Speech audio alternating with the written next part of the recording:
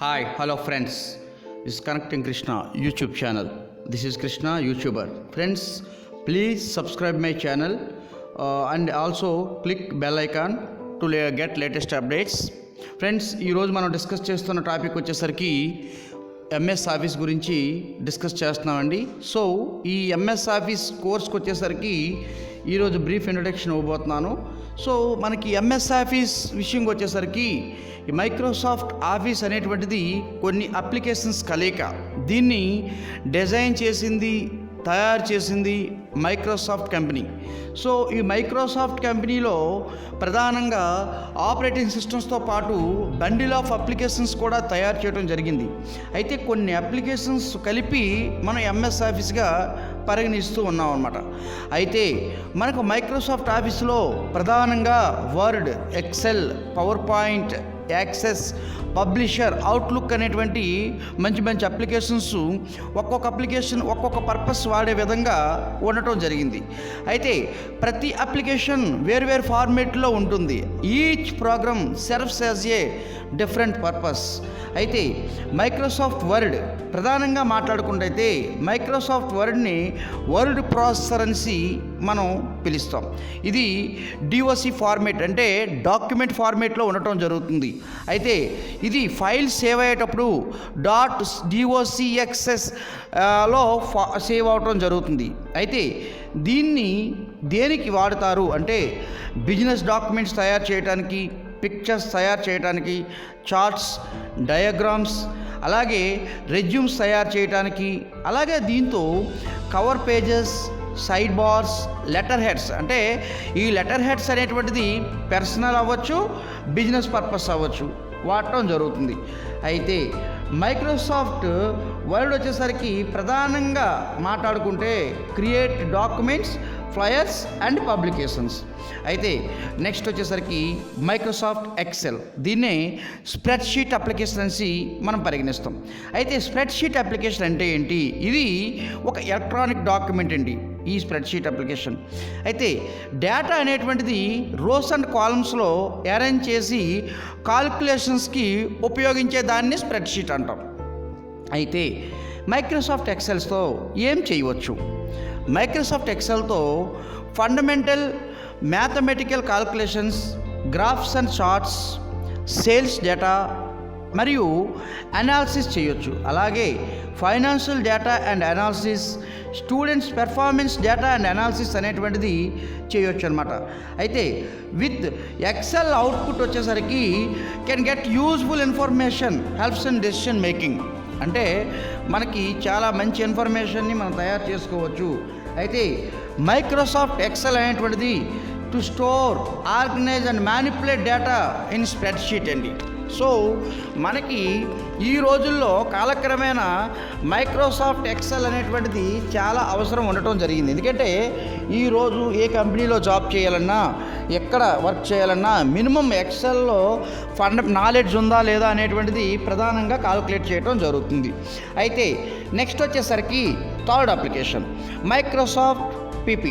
Microsoft power point అనేటువంటిది మనకి .pptx ఫార్మేట్లో ఉండటం జరుగుతుంది. అయితే దీన్నే పవర్ పాయింట్ ప్రజెంటేషన్ కూడా పిలవటం జరుగుతుంది. అయితే ప్రజెంటేషన్ అంటే ఏంటి? ప్రజెంటేషన్ అనగా process of presenting A topic to audience. అయితే దీని యొక్క యూజెస్ ఏంటో ఫస్ట్ అండ్ ప్రైమరీ మనం చూద్దాం. ఫస్ట్ వచ్చేసరికి డెమాన్స్ట్రేషన్కి, లెక్చర్కి, ఇంట్రడక్షన్కి, అలాగే స్పీచెస్కి, అలాగే making tutorials, animations, photo slide show, ఈ బ్రోచర్స్ తయారు చేయడానికి, పర్సనల్ ప్రమోషనల్ వీడియోస్కి, ప్రాజెక్ట్ ప్రజెంటేషన్స్కి మైక్రోసాఫ్ట్ పవర్ పాయింట్ అనేటువంటిది యూజ్ చేస్తారనమాట. సో యాక్చువల్గా మైక్రోసాఫ్ట్ పవర్ పాయింట్ చేసేటప్పుడు చాలా ఉత్సాహంగా ఉంటుంది. ఎందుకంటే ఇది బ్రెయిన్కి ఆనందం కలిగించే విధంగా అప్లికేషన్ ఉంటుంది. అంటే చేస్తూ ఉంటే సింపుల్గా ఇందులో యానిమేషన్స్ చేయొచ్చు, ట్రాన్సిషన్స్ చేయొచ్చు, స్లైడ్ షోస్ చేయొచ్చు, అలాగే మనం వీడియోస్ తయారు చేయవచ్చు. కాబట్టి జనరల్గా ప్రతి ఒక్కరికి కూడా వర్డ్ ఎక్సెల్ కష్టం అనిపించినా సరే పవర్ పాయింట్ అనేటువంటిది చాలా ఈజీగా ఉంటుంది, సూపర్గా ఉంటుందన్నమాట. నెక్స్ట్ వచ్చేసరికి మైక్రోసాఫ్ట్ యాక్సెస్ అనేటువంటిది ఒక డిబిఎంఎస్ సిస్టమ్ అండి, అంటే డేటాబేస్ మేనేజ్మెంట్ సిస్టమ్ అండి. అయితే ఎంఎస్ యాక్సెస్ ఏం చేస్తుందంటే stores data in its own format అండి. అయితే serves as an electronic filling system అండి. అయితే ఎంఎస్ యాక్సెస్ అనేటువంటిది మనం ప్రధానంగా డిబిఎంఎస్ సిస్టంలో వాడటం జరుగుతుంది. Next MS publisher. Microsoft publisher అనేటువంటిది ఒక entry level desktop publishing application అండి. అంటే దీంతో ఏం చేయొచ్చు అంటే క్రియేట్ బిజినెస్ కార్డ్స్, అలాగే greeting cards, calendars, news letters వంటి వాటిని మనం తయారు చేయొచ్చు. అయితే ఫైనల్గా ఎంఎస్ అవుట్లుక్. అయితే ఎంఎస్ అవుట్లుక్ అనేటువంటిది ఏంటంటే ఒక పర్సనల్ ఇన్ఫర్మేషన్ మేనేజర్ అండి. అంటే ఇది మెయిన్లీ యూజ్డ్ ఇన్ ఈమెయిల్ అప్లికేషన్స్కి ప్రధానంగా దీన్ని మనం వాడుతూ ఉంటాం అన్నమాట. అయితే ఇక్కడికి వచ్చేసరికి వన్ డ్రైవ్కి వచ్చేసరికి స్టోర్ డేటా ఆన్లైన్ అండి. అంటే మనం ఏ డేటానైనా సరే ఆన్లైన్లో క్లౌడ్లో స్టోర్ చేసుకునేటువంటి ఫెసిలిటీ వన్ డ్రైవ్లో ఉండటం జరిగింది.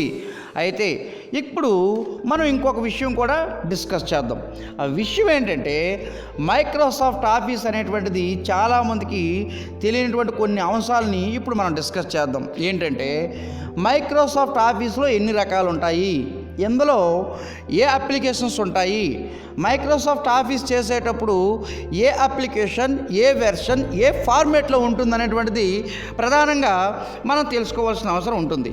అయితే మైక్రోసాఫ్ట్ ఆఫీస్ విషయంకి వచ్చేసరికి మనకి ప్రధానంగా 7 రకాల మైక్రోసాఫ్ట్ ఆఫీస్ అనేటువంటిది ఉంది. అంటే ఇంతకు ముందు వరకు మైక్రోసాఫ్ట్ ఆఫీస్ది ఆఫీస్ 365 రూపంలో ఎంఎస్ ఆఫీస్ ఉండేది. దాన్ని ఇప్పుడు లేటెస్ట్గా మైక్రోసాఫ్ట్ 365గా పేరు మార్చడం జరిగింది. But all benefits and all features are same, ఎటువంటి మార్పులు కూడా లేవన్నమాట. ఇక్కడికి వచ్చేసరికి ఫస్ట్ టైప్ ఆఫీస్ 365 బిజినెస్ అండి. ఇది ఆఫీస్ 365 అంటే మైక్రోసాఫ్ట్ 365 బిజినెస్ విషయంకి వచ్చేసరికి ఇది చాలా తక్కువ కాస్ట్లో ఉంటుంది. ఇది విండోస్ 7, విండోస్ 8, విండోస్ 10 సపోర్ట్ చేయడం జరుగుతుందన్నమాట. నెక్స్ట్ వచ్చేసరికి మైక్రోసాఫ్ట్ 365 పర్సనల్. ఇది కొంచెం మైక్రోసాఫ్ట్ ఆఫీస్ 365 బిజినెస్ కంటే కొంచెం కాస్ట్ ఎక్కువగా ఉంటుంది. ఇది కూడా విండోస్ 7 అండ్ అబవ్ అంటే విండోస్ 10 కూడా వర్క్ అవటం జరుగుతుంది.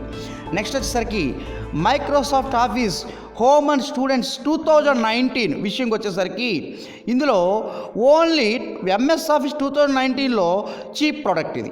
అంటే Word, Excel, PowerPoint, OneNote మాత్రమే ఇందులో ఉండటం జరుగుతుందన్నమాట. అలాగే నెక్స్ట్ వచ్చేసరికి MS Office Home and Business అండి. హోమ్ అండ్ బిజినెస్ అనేటువంటిది సెకండ్ లెవెల్లో ఉండటం జరుగుతుంది. థర్డ్ లెవెల్ వచ్చేసరికి ఎంఎస్ ఆఫ్ స్టాండర్డ్ 2019 అండి. ఫోర్త్ లెవెల్ వచ్చేసరికి మైక్రోసాఫ్ట్ ఆఫీస్ ప్రొఫెషనల్ అండి. జనరల్గా ఇందులో అన్ని అప్లికేషన్స్ ఉంటాయి, కాకపోతే కొన్ని బిజినెస్ పర్పస్ అప్లికేషన్స్ అనేటువంటివి అవైలబిలిటీ ఉండటం జరగదు.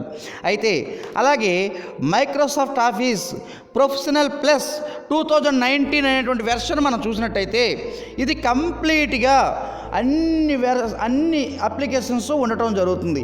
అయితే ఇక్కడికి వచ్చేసరికి ఈ అప్లికేషన్ ప్రొఫెషనల్ ప్లస్లో ప్రధానంగా అన్ని అప్లికేషన్స్తో పాటు కొన్ని లేటెస్ట్ ఫీచర్స్ కూడా మిగతా వాటికంటే వేరియేషన్ ఉండటం జరుగుతుంది. అయితే ఇక్కడ ఒక విషయం గుర్తుపెట్టుకోండి ఫ్రెండ్స్. విషయం ఏంటంటే మైక్రోసాఫ్ట్ ఆఫీస్ 365 ప్రొఫెషనల్ ప్లస్ అనేటువంటిది హైయెస్ట్ కాస్ట్. అయితే MS Office Home and Students 2019, business 2019, standard 2019, professional 2019, professional plus 2019 అనేటువంటిది కేవలం విండోస్ 10 ఆపరేటింగ్ సిస్టమ్ మాత్రమే సపోర్ట్ చేస్తుంది. విండోస్ 7 కానీ విండోస్ 8 కానీ ఏ ఇతర ఆపరేటింగ్ సిస్టమ్స్ అనేటువంటివి సపోర్ట్ చేయవండి. సో దీన్ని ప్రధానంగా మనం గుర్తుపెట్టుకున్నట్టయితే మనకి ఈ మినిమం ఈ బేసిక్ ఇన్ఫర్మేషన్తో మనం ఎంఎస్ ఆఫీస్ని ఆపరేట్ చేయొచ్చు అనమాట. అయితే మనకి ఫైనల్గా చూసుకుంటే ఎంఎస్ ఆఫీస్లో ఒక విషయాన్ని మనం గమనించాలి. ఏంటంటే మనం ఎంఎస్ ఆఫీస్ యూజ్ చేసేటప్పుడు మన సిస్టమ్ రిక్వైర్మెంట్స్ కూడా మనం అబ్జర్వ్ చేయాలి. అయితే ఫస్ట్ అండ్ ప్రైమరీ వాడు రిక్వైర్మెంట్స్ ఏంటంటే, సిస్టమ్ రిక్వైర్మెంట్స్ ఏంటంటే, జనరల్గా Microsoft office latest version install చేయడానికి విండోస్ 10 ఆపరేటింగ్ సిస్టమ్ అయి ఉండాలి. 1.6 GHz ప్రాసెసర్ 2 కోర్ ప్రాసెసర్ అయి ఉండాలి. అలాగే 4 GB 2 GB ర్యామ్ ఉండాలంటే 2 GB 32 బిట్కి అయితే 2 GB ర్యామ్ సరిపోతుంది. 64 బిట్కి అయితే 4 GB ర్యామ్ అవసరం పడుతుంది. అలాగే 4 GB డిస్క్ స్పేస్ అనేటువంటిది అవసరం పడుతుంది. అయితే ఫైనల్గా చాలామంది తెలియని విషయం ఏంటంటే, సార్ మేము ఎంఎస్ ఆఫీస్ చేస్తే రెజల్యూషన్ బాగా రావట్లేదంటే, మనం వాడేటువంటి మానిటర్ అనేటువంటిది 1280x768 స్క్రీన్ రెజల్యూషన్ ఉంటేనే మనకి వర్కౌట్ అవ్వటం జరుగుతుంది. సో జనరల్గా friends, all of you please follow my channel, please subscribe and click bell icon. అలాగే మీకు ఎంఎస్ ఆఫీస్ సంబంధించి ప్రతి వీడియో కూడా ఇక్కడి నుంచి కోర్స్ స్టార్ట్ అయింది కాబట్టి ప్రతిరోజు ఒక వీడియోని పెట్టడం జరుగుతుంది. అలాగే రేపటి దాంట్లో మైక్రోసాఫ్ట్ వర్డ్ స్టార్ట్ చేస్తున్నామండి. అలాగే మైక్రోసాఫ్ట్ వర్డ్లో tab to tab, command to command, group to group, file menus అన్నీ కూడా క్లియర్గా చెప్పడం జరుగుతుంది. దయచేసి ఫాలో అవ్వండి. Please subscribe my channel. Thank you.